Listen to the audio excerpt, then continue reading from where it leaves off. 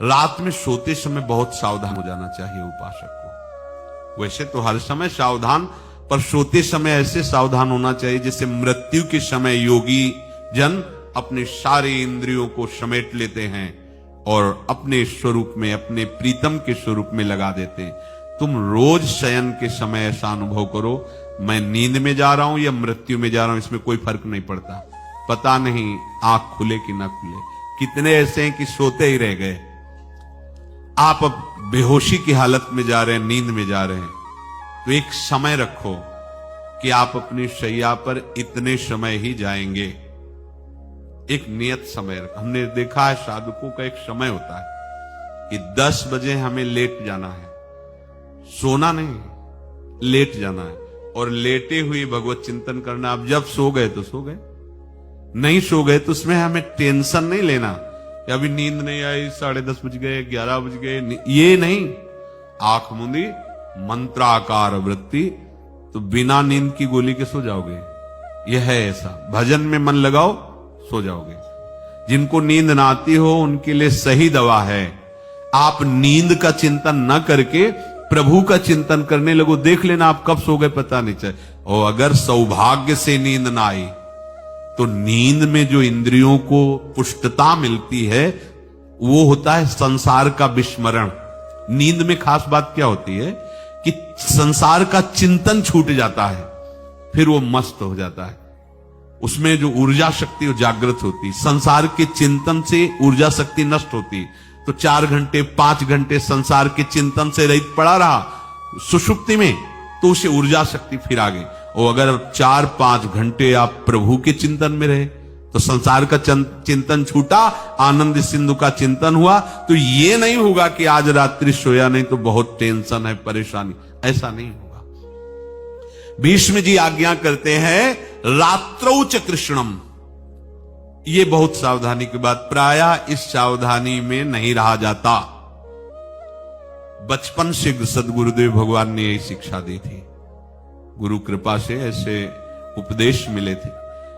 सोते समय कोई वार्ता नहीं, कोई अन्य चिंतन नहीं, चुपचाप अपने मन को हटाकर केवल इष्टमय करो। कब नींद आ जाती इसकी चिंता मत करो, इष्टाकार वृत्ति करके ही सोना चाहिए। तो आगे जो लिखा है पुनरुत्थिताय, जब उठो तब वैसी वृत्ति, तो कुछ दिन बाद स्वाभाविक हो जाएगी, स्वाभाविक हो। अपने तो इतना तक देखा है कि जैसे आधा पद में होश रहा और निद्रा आ गई, तो जब चेतना आई तो उसी पंक्ति से, जहां से होश गायब हुआ था, उसी पंक्ति से जागरण प्रारंभ हुआ। ऐसा ही जब ऑपरेशन के समय बेहोश किया गया था तो उनसे कहा था हमें बता देना कुछ मिनट पे, तो उनका हाँ लगाने वाले इंजेक्शन और कुछ ही सेकंड में इसका असर, बस। तो जो पद चलाया था, जब होश आया था तो वही पद चल रहा था, मतलब बेहोशी में वो पद अपना अधिकार किए हुए था। ऐसे नींद भी तुम्हारी भजन हो जाएगी, समाधि हो जाएगी, यदि आप सोते समय प्रभु का चिंतन करेंगे। बहुत ही सावधानी की बात है। यदि इस जन्म में परम लाभ लेना चाहते हो तो इस श्लोक को अपना जीवन बनाओ। कृष्णव्रताः, हमारा जीवन का एक ही व्रत है कि हम अपने प्रीतम का भजन नहीं छोड़ेंगे, अखंड भजन। हमें ये नहीं देखना कि उपांशु मानसी को इसमें कितने गुना, हमें गुना बना नहीं देखना। हमें अपने प्रभु को बोलना नहीं। भजन में मन नहीं लग रहा, पद गा रहे हैं, जोर जोर से चिल्ला रहे हैं, नाम कीर्तन, हमें अपने प्रभु से जुड़े रहना है। कृष्ण व्रताः, कृष्ण मनुस्मरन्तो, हमारा निरंतर स्मरण चले, बस ये प्रयास रखना है। जब निरंतर स्मरण की बात कह दी तो फिर आगे कुछ कहना नहीं चाहिए, पर खास बात इसीलिए कहा जाता है कि आप समझ जाओ। रात्रौच, जब कोई भी ब्रह्मचारी, कोई भी उपासक, कोई भी बैरागी, त्यागी, महात्मा सोते समय सावधान हो गया तो उसकी रात्रि बहुत गलत जाएगी। खास जब आप सैया पे शयन करते उस समय असावधानी हुई तो विकार छा जाएगा, ध्यान रखना। आपका चिंतन गलत हो जाएगा, आपकी चेष्टा गलत हो जाएगी, जागृत में ना सही तो स्वप्न में। आप सावधान उस समय जरूर रहिए और उतना ही विश्राम कीजिए जितना आवश्यक हो, व्यर्थ में करवटें मत बदलिए। ये उपासक का स्वरूप नहीं होता। रोगी है तो बात अलग है, बड़े असाध्य रोगों से, नहीं तो ऐसी दिनचर्या नहीं होनी चाहिए। कै बजे? 3:30, अभी आधा घंटा तो है, फिर कमर ओढ़ लिए। ये साधक का नहीं होता। उचित समय, जो मान लो 4 घंटा विश्राम का, तो अब ये नींद का विषय आओ या ना हो, हम तुम्हारे लिए पुष्प बिछा के नहीं बैठेंगे कि आ जाओ आ जाओ आ जाओ। नहीं आई तो अब ये नहीं गया, अब इतने समय नहीं आई थे, अब 4 बजे उठने के समय कैसे हो? नहीं, ये फेंका। उसमें विचार नहीं किए, पहले फेंको और सैया से नीचे उतरो, भूमि को प्रणाम करो, आगे बात नहीं। वो फिर आपको ऐसा होता है 10 मिनट में तो कोई बात नहीं, 10 वो पार कर देगा, घंटा दो। रात्रौ च कृष्णम पुनरुत्थिताय, ये नियम लीजिए। सोते समय आप बिल्कुल मृत्यु दशा की स्थिति लाइए, जैसे मरने वाला नहीं होता, सब जगह से मन हटाकर। और सच्ची है, पता नहीं आंख खुले कि ना खुले। ये बड़ा धोखे का जीवन है। ये ऐसे हजारों लोग सोए और सोते ही रह गए। हमको धोखे में नहीं रहना। सुबह जग जाएंगे तो फिर भजन करेंगे, लेकिन हम बिल्कुल तैयारी में।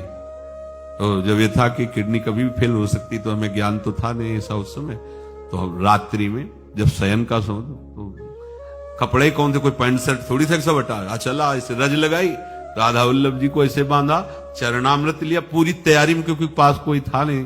तो ये होता था कम मर जाए, कैसे बताएं कितना सुख। एकदम युगल चरणारविंद में तदाकार होते वो। इसीलिए कहते हैं कि प्रतिकूलता और अव्यवस्था और दुख, ये भगवत प्राप्ति का प्रधान साधन है। अव्यवस्था, प्रतिकूलता और दुख, ये अभ्यास उसी से। जब शाम के शयन करते तो पहले वृंदावन को प्रणाम करके, और ऐसे भावना में प्रिया प्रिया कहते कि जैसे भी आपके, अगर शरीर छूट जाता है रात्रि में तो आप धोखा ना करना, आप बुला लेना अपने। और कैसे बताओ उस समय कैसे भाव होते थे, कोई पास नहीं, कोई सुविधा नहीं, 1 रुपया नहीं, तो एकदम दैन्यता, एकदम कितना सुख मिलता, वो एकदम केवल भगवद आश्रित। तो रात्रौ च कृष्णम पुनरुत्थिताय, ये बहुत पकड़ने वाली बात है। रात्रि के समय कोई और चिंतन न बनने पावे। देखो अभ्यास, और उस समय खास करके विषय चिंतन बनता है, ध्यान रखना। दिन भर लड़ते रहोगे इंद्रियों से, और जब आप शयन के समय जाओगे तब वो अवसर ढूंढेंगे और आपको विषयों में फंसाने की चेष्टा करेंगे। कोई क्रिया या पूर्व में कोई क्रिया या कोई दृश्य या कोई बात, अगर कहीं मोबाइल से मित्रता है और बगल में रखा है तो भूल जाओ, रात्रौ च कृष्णम पुनरुत्थिताय। जब तक नींद नहीं आती तब तक फिर वो ऐसी सामग्री डाल देगा तो बर्बाद हो जाओगे। साधक मान लो, हमारी प्रार्थना मान लो, हम मानते हैं कि आज के समय में यंत्र का बहुत बड़ा प्रभाव है। अब यंत्र का प्रभाव देख लीजिए, ये छाती पे मोबाइल होगा, यही धड़कन के साथ वो घंटी बजे और कुछ ऐसा भगवान का खेल रचा है। और इसमें सबसे खतरनाक बात है कि आप जो चाहो देख सकते हो, जहां चाहो, जैसे विश्व की पूरी बात, पूरा विश्वात्मा है, ये विश्वात्मा स्वरूप है, सर्च करो देख।